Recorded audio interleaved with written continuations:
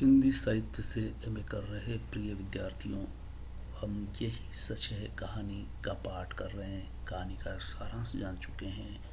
कहानी के बारे में बहुत कुछ जानने के बाद अब हम इस व्याख्यान में उसका एक खास गद्यांश सुनने जा रहे हैं।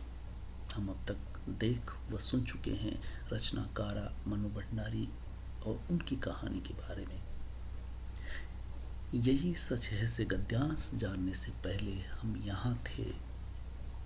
निशीथ मिलता है उसे कलकत्ता में, और निशीथ उसकी कितनी चिंता करता है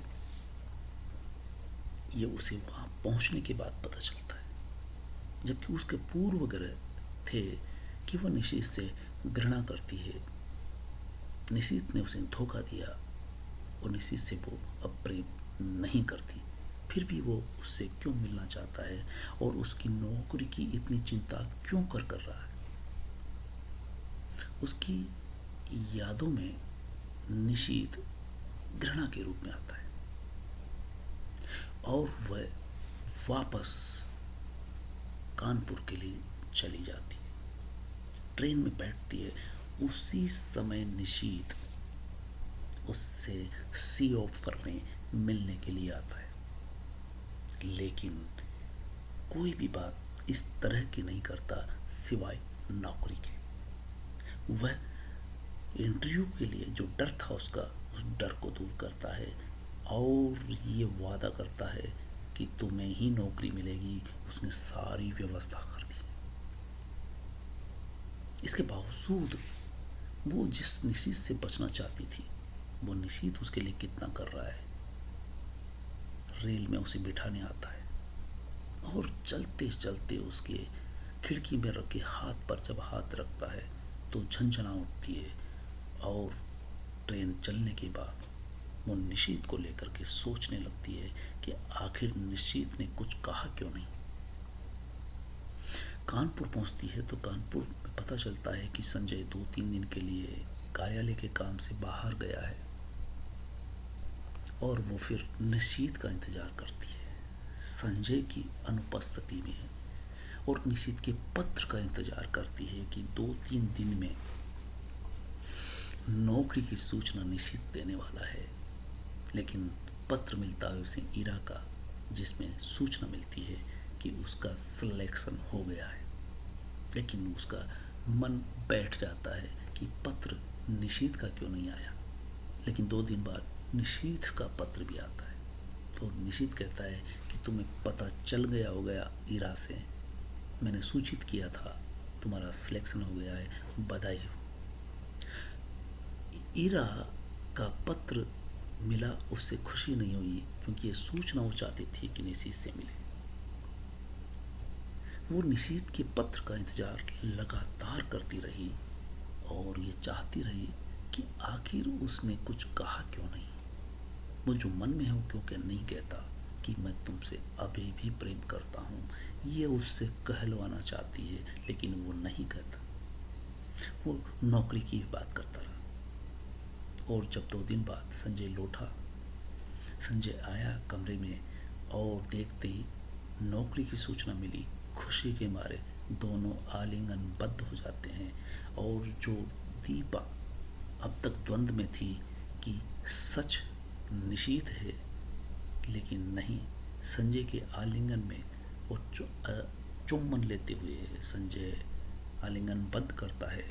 तब दीपा कहानी के अंत में ये कह देती है कि यही सच है, वो सच नहीं, क्योंकि वो कह ही नहीं सका। पूरे 2 दिन के प्रवास के दौरान वो सिर्फ नौकरी की ही बात करता रहा, मन से नहीं कह सका, सिर्फ हाथ पर हाथ रखा। ये पूर्व प्रेमिका होने का उसने एक सिर्फ फर्ज निभाया है, लेकिन उसके मन में भी बैठा हुआ था। कहानी का गद्यांश कुछ इस तरह से होगा। गद्यांश सुन लीजिए। मैं जानती हूँ तुम कुछ नहीं कहोगे, सदा के ही मितभाषी जो हो, फिर भी कुछ सुनने की आतुरता लिए मैं तुम्हारी तरफ देखती रहती हूँ, पर तुम्हारी नज़र तो लेक के पानी पर जमी हुई है, शांत, मौन आत्मीयता के ये क्षण अनकहे भले ही रह जाए, पर अनबूझे नहीं रह सकते हैं। तुम चाहो न कहो, पर मैं जानती हूँ तुम आज भी मुझसे प्यार करते हो। धन्यवाद। ये गद्यांश था जिसकी व्याख्या हम अगले व्याख्यान में ही कर सकेंगे। आप कहानी के बारे में सुन रहे हो, मुझे अच्छा लगा। आप अगर सब्सक्राइब नहीं किए हैं तो वो भी करें, और जितनी भी कहानियाँ अब तक सुनी गई है, कहानी की समीक्षा, विश्लेषण, गद्यांश, सारांश, इनको पुनः पढ़ें। आपके लिए जो 1 वीक सीरीज सहारा बनती रही है वो बैसाखी की तरह है। आपको किताबों से दूर रख करके, बिना किताबों के आप सफलता बेशक हासिल कर सकते हो, लेकिन वो बैसाखी की ही सफलता होगी। आपकी समझ विकसित होनी चाहिए। वो कहानी पढ़ने के बाद या व्याख्यान सुनने के बाद आपकी एक समझ बन सकती है। मसलन जैसे हमने परिंदे कहानी पढ़ी, परिंदे कहानी की नायिका के बारे में आपके दिमाग में एक विज़न बनता है। अब हम कहानी पढ़ रहे हैं, यही सच है कि नायिका दीपा के बारे में एक विज़न बनता है कि एक उच्च शिक्षित युवती घर से दूर कानपुर में रह रही है और अपनी पीएचडी का काम कर रही है, लेकिन वो आधुनिक दौर की ऐसी लड़की है जो उसका बराबर का साथी है, जो हमसफ़र बन सकता है, उसका निर्णय भी वो ले रही है। अपने बल पर आत्मनिर्भर होने की तलाश कर रही है। शिक्षित होना और आत्मनिर्भर होना दो चीज़ें हैं। वो शिक्षित हो रही है, साथ में एक नौकरी पेशा युवक से प्रेम भी कर रही है जो उसका जीवन साथी होने वाला है। कानपुर में वो कार्यालय में है और उसे जब पता चलता है कि उसका साक्षात्कार हो रहा है, कलकत्ता में हो रहा है, कलकत्ता में ही उसका पूर्व प्रेमी भी रह रहा है। जैसा कि उसने बताया कि वो अब उससे प्रेम करती है, उससे तो घृणा करती है, उसने धोखा दिया था। इस तरह से जब वो बात करती है, इसके बावजूद संजय ये कहता है कि तुम जाओ और तुम अकेली नहीं हो, कलकत्ता में वहाँ तुम्हें निशीथ मिलेगा। तो एक प्रेमिका के अंदर ईर्ष्या द्वेष जो उभर के आता है, वो पूछती है कि तुम्हें बुरा नहीं लगेगा कि वहाँ मुझे निशीथ मिलने वाला है, लेकिन मैं उससे नहीं मिलूंगी, मैं उससे घृणा करती हूँ।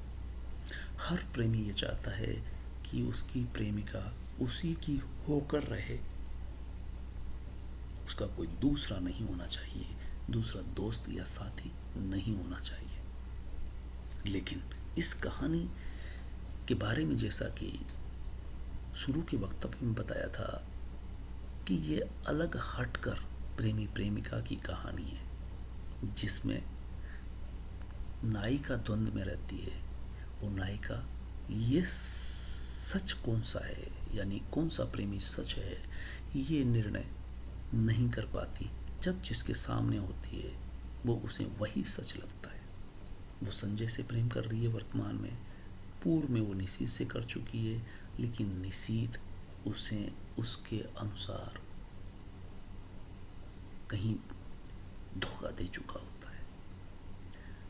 ऐसे में वह बेशक निशीथ के पास जाती है, कलकत्ता जाती है, और कलकत्ता में रह कर के ये महसूस करती है उससे मिलना भी नहीं चाहती। इसके बावजूद इत्तफाकन कॉफ़ी हाउस में उनकी मुलाकात हो जाती है और वो ईरा से उसका परिचय भी कराती है, और वो पूरी मुलाकात के दौरान पैदल चलते हुए भी ईरा से बात कर रहा होता है। ईरा से उसका पता ले चुका होता है कि कल फिर आऊँगा, जबकि